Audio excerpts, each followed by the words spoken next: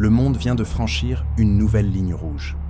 Pendant que vous dormez, pendant que vous mangez, pendant que vous vivez votre vie quotidienne, un missile balistique a décollé du Yémen en direction d'Israël. Ce n'est pas un scénario de film catastrophe. Ce n'est pas une erreur. C'est la réalité d'aujourd'hui. Et ce que vous allez apprendre dans les prochaines minutes va peut-être vous empêcher de dormir ce soir, parce que ce conflit, aussi lointain qu'il puisse paraître, a le potentiel de tout changer pour tout le monde sur cette planète. Restez jusqu'à la fin, parce que chaque mot de cette vidéo compte. Depuis le début de cette guerre qui a embrasé le Moyen-Orient, le monde attendait avec angoisse ce moment. Les experts en parlaient, les gouvernements le redoutaient. Et aujourd'hui, c'est confirmé. Les Houthis du Yémen, soutenus par l'Iran, ont lancé leur premier missile contre Israël depuis l'entrée en guerre dans ce nouveau cycle de violence. Une frontière invisible vient d'être franchie, et rien ne sera plus comme avant. Mais avant d'aller plus loin, je dois vous poser une question directe. Une question qui va diviser les commentaires de cette vidéo. Une question à laquelle vous seul pouvez répondre honnêtement. Dans ce conflit qui déchire le Moyen-Orient et qui menace de consumer le monde entier, de quel côté êtes-vous vraiment? Êtes-vous du côté d'Israël, qui dit se battre pour sa survie, pour sa sécurité, pour le droit d'exister sans être attaqué? Êtes-vous du côté de l'axe de résistance, des Houthis, de l'Iran, qui disent se soulever contre une occupation, contre une injustice, contre un système qu'ils refusent d'accepter? Ou alors, vous n'êtes ni d'un côté ni de l'autre, vous êtes simplement pour la paix, épuisé de voir des images de destruction, de sang, de familles dévastées, et vous regardez tout ça avec un bol de pop-corn dans les mains, en vous demandant si l'humanité a encore un avenir? Dites-le dans les commentaires, maintenant. Ne gardez pas ça pour vous, votre voix compte. Et pendant que vous êtes là, abonnez-vous, likez cette vidéo, et partagez-la avec vos proches, parce que tout le monde doit savoir ce qui se passe en ce moment. Maintenant, entrons dans le vif du sujet. Pour comprendre pourquoi ce missile venu du Yémen est si important, il faut d'abord comprendre qui sont les Houthis, et pourquoi leur entrée dans ce conflit change tout. Le mouvement Houthi, officiellement connu sous le nom d'Ansar Allah, est né dans les montagnes du nord du Yémen dans les années 90. Ce mouvement chiite, aligné sur l'Iran, a pris le contrôle de la capitale yéménite Sanaa en 2014, plongeant ce pays déjà fragile dans une guerre civile dévastatrice qui dure depuis plus d'une décennie. Mais les Houthis ne sont pas seulement une faction locale. Ils sont l'un des piliers de ce qu'on appelle l'axe de résistance, ce réseau de groupes armés soutenus par Téhéran, qui s'étend du Liban avec le Hezbollah à l'Irak, avec les factions pro-iraniennes, en passant par Gaza avec le Hamas, et jusqu'au Yémen avec Ansar Allah.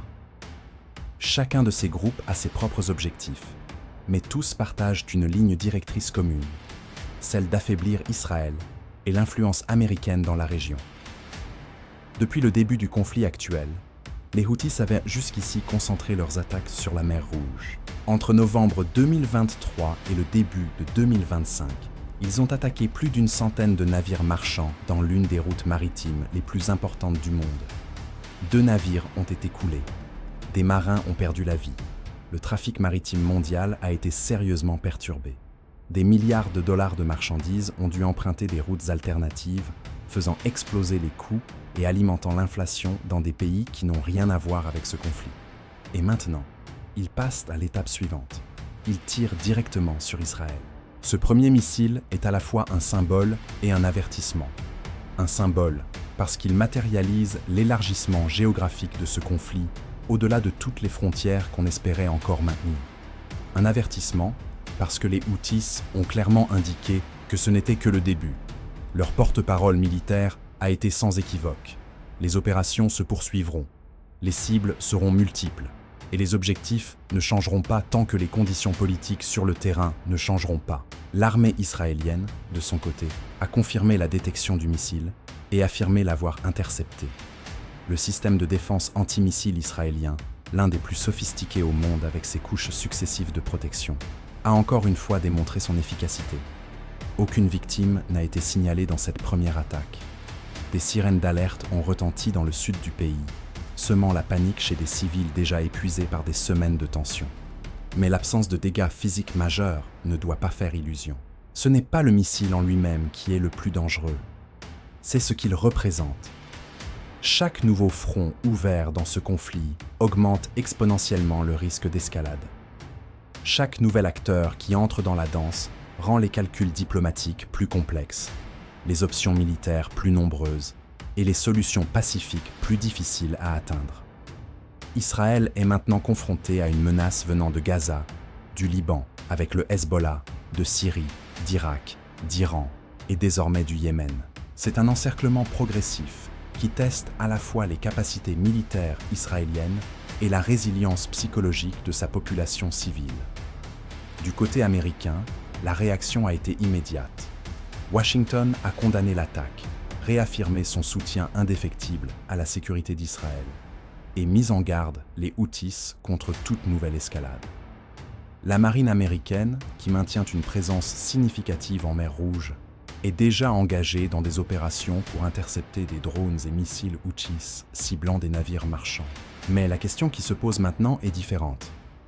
Est-ce que les États-Unis sont prêts à intervenir directement si les attaques Houthis contre Israël s'intensifient? Et si oui, quel serait le seuil qui déclencherait cette intervention? Ces questions n'ont pas encore de réponse publique claire.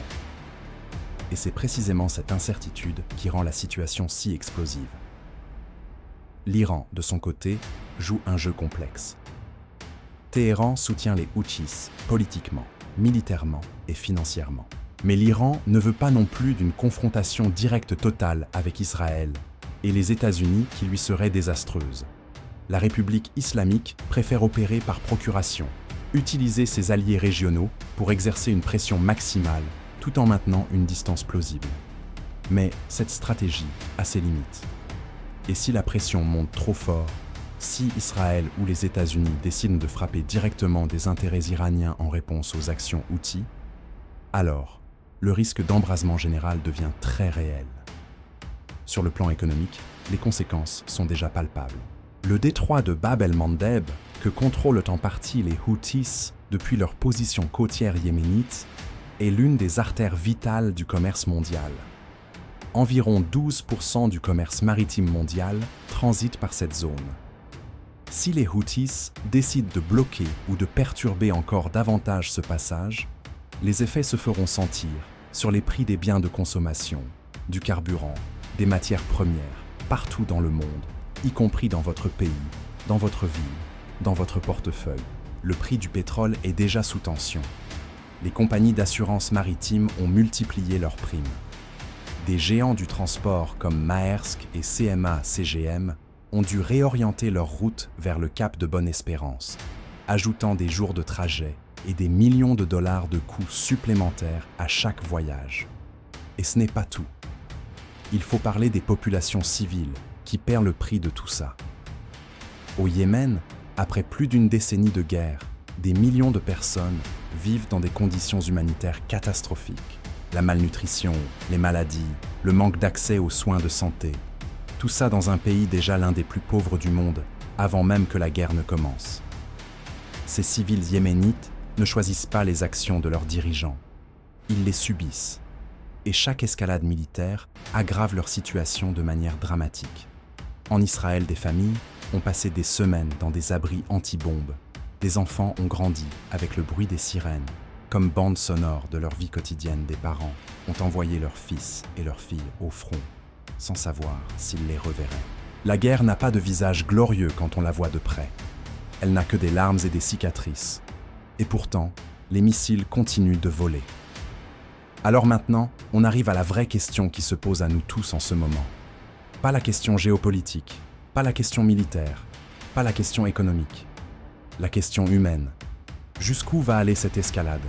Qui va décider d'appuyer sur le bouton de trop? Qui va, dans une salle quelque part sur cette planète, prendre la décision qui fera basculer ce conflit régional en quelque chose de beaucoup plus grand, de beaucoup plus dévastateur, de beaucoup plus difficile à arrêter? Les historiens nous ont appris que la Première Guerre mondiale a commencé avec l'assassinat d'un archiduc dans une ville dont beaucoup ne connaissaient même pas l'existence. Les guerres ne s'annoncent pas toujours clairement à l'avance. Elles commencent par des petits pas, des décisions qui semblent locales, des actes qui paraissent limités. Et puis un jour, le monde se réveille et réalise qu'il est en train de vivre quelque chose d'énorme, sans avoir vu venir. Sommes-nous à ce moment-là aujourd'hui? Je ne prétends pas avoir la réponse. Personne ne l'a vraiment. Mais ce que je sais, c'est que rester informé, comprendre les enjeux, connaître les acteurs et réfléchir à sa propre position, c'est la première étape pour ne pas être simplement emporté par les événements sans comprendre ce qui se passe. Alors je vous repose la question une dernière fois. Pas pour créer de la division, pas pour alimenter la haine, mais parce que dans un monde où les guerres se décident dans des cercles fermés par des personnes que personne n'a élues, votre conscience, votre regard, votre refus de l'indifférence sont des actes de résistance en eux-mêmes. De quel côté êtes-vous? Pour Israël? Pour l'axe de résistance? Pour la paix à tout prix? Ou simplement là, à observer, à comprendre, à refuser de choisir un camp tout en refusant aussi de fermer les yeux? Écrivez-le dans les commentaires maintenant. Dites ce que vous pensez vraiment. Défoulez-vous si vous en avez besoin. Le monde a besoin d'entendre des voix qui réfléchissent, pas juste des voix qui réagissent. Abonnez-vous pour ne manquer aucune mise à jour sur ce conflit qui évolue chaque heure. Likez cette vidéo si vous pensez que cette information mérite d'être diffusée et partagez-la avec quelqu'un qui a besoin de comprendre ce qui se passe vraiment dans ce monde. Parce que l'ignorance, dans un monde aussi connecté et aussi dangereux que le nôtre, n'est plus une option.